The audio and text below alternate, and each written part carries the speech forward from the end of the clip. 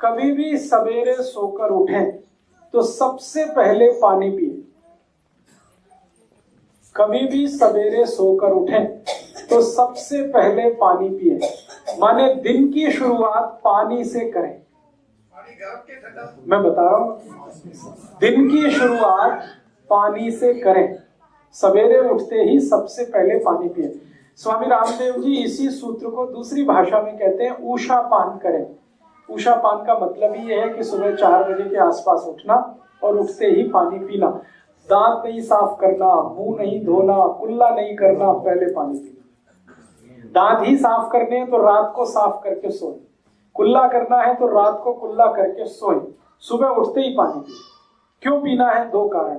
पहला कारण है रात भर आप सो गए तो मुंह में लार बन गई, वो इकट्ठी हो गई, दोनों तरफ भरपूर मात्रा में इकट्ठी हो गई। अब आप उठते ही पानी पी लेंगे तो सब अंदर जाएगी, और दांत साफ करने लगेंगे तो ये सब बाहर निकल जाएगी, थूकना पड़ेगा। इसलिए उठते ही दांत साफ नहीं करना, मुंह नहीं धोना, पहले पानी पी लेना ताकि सब लार अंदर चली जाए। सुबह की लार जो है ना बहुत एल्कलाइन है, बहुत ज्यादा।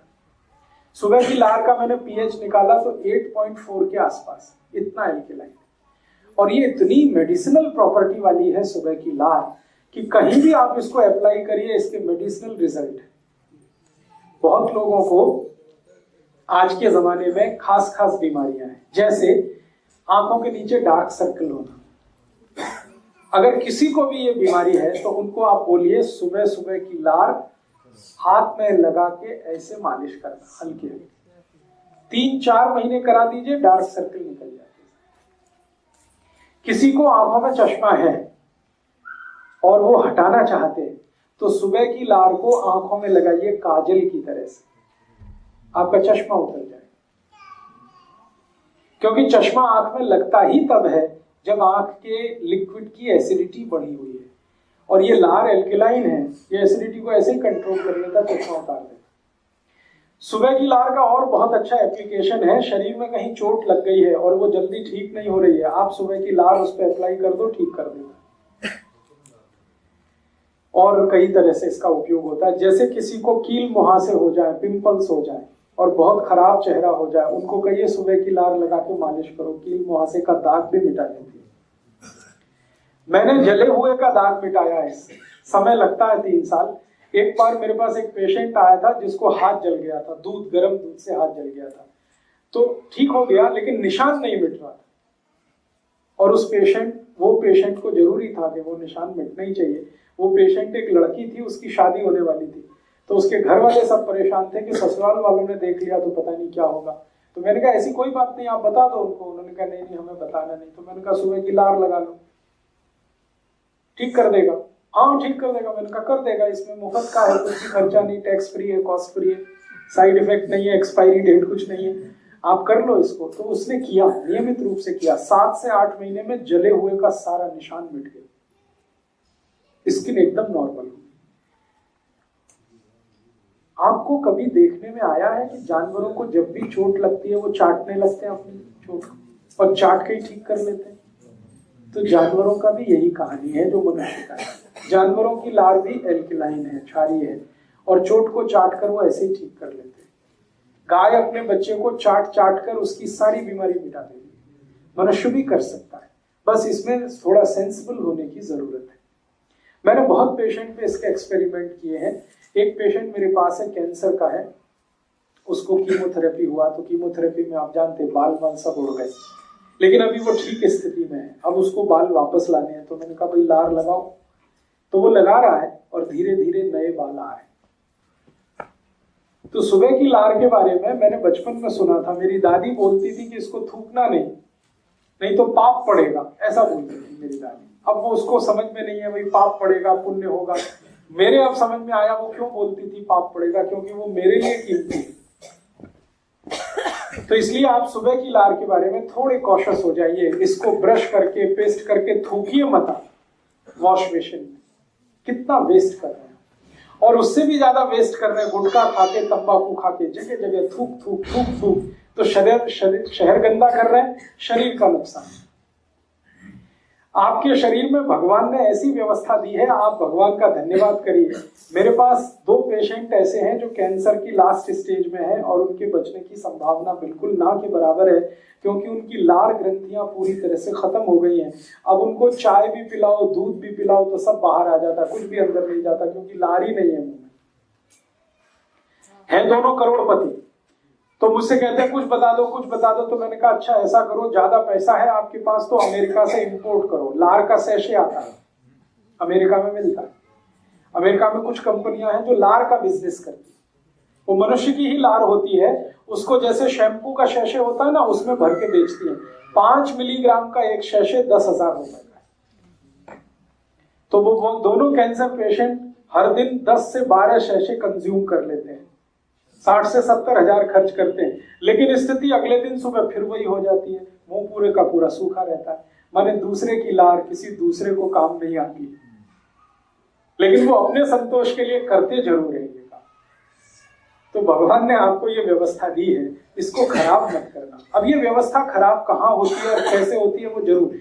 लार बनना सबसे ज्यादा कम होता है तब जब आप कोई ऐसी वस्तु का उपयोग करें अपने मुंह में जो एंटी एल्कलाइन है। एंटी एल्कलाइन माने क्षार के विरुद्ध कोई भी वस्तु आप उपयोग करेंगे मुंह में तो लार का बनना कम होगा, उसका उत्पन्न कम होगा। अब ऐसी कौन सी वस्तुएं हैं हमारे जीवन में?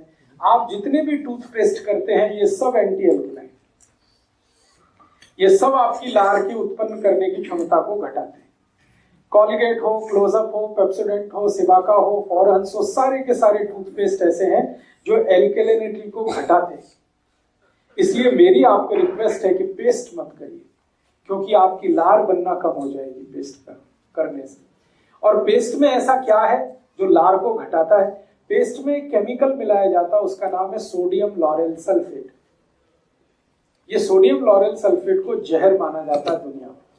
ये थोड़ी भी मात्रा में जीभ पर आप डाल दें तो लार ग्रंथियों को सुखा देता है पूरी तरह से। इसलिए दुनिया में जो भी सेंसिबल डॉक्टर्स हैं, दांतों के डेंटिस्ट, वो सब ब्रश करते हैं, ब्रश को कभी पेस्ट नहीं लगाते।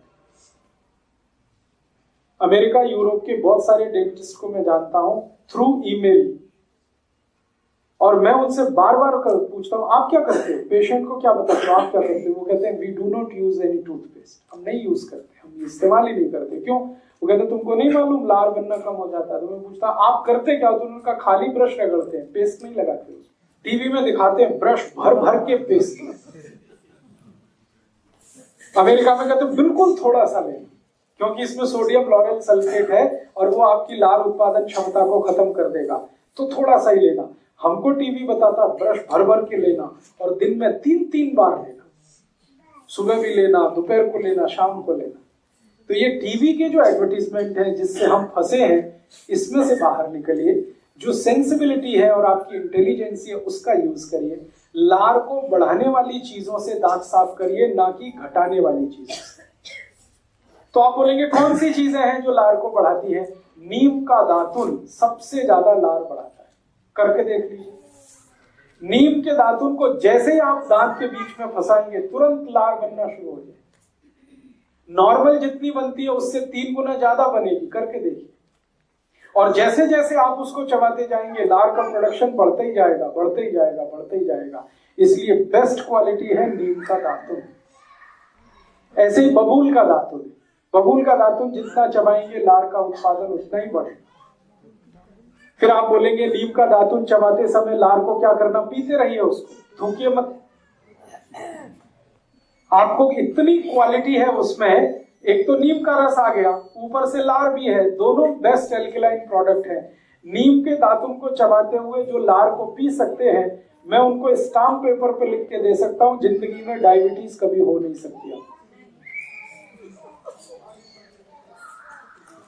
अर्थराइटिस होगा नहीं कभी आप, क्योंकि एसिडिटी बढ़ेगी नहीं ब्लड की, एल्कलाइन रहेगा ब्लड, और ब्लड एल्कलाइन रहेगा तो diabetes, arthritis, heart attack, cardiac arrest, brain haemorrhage, paralysis कुछ नहीं होने वाला।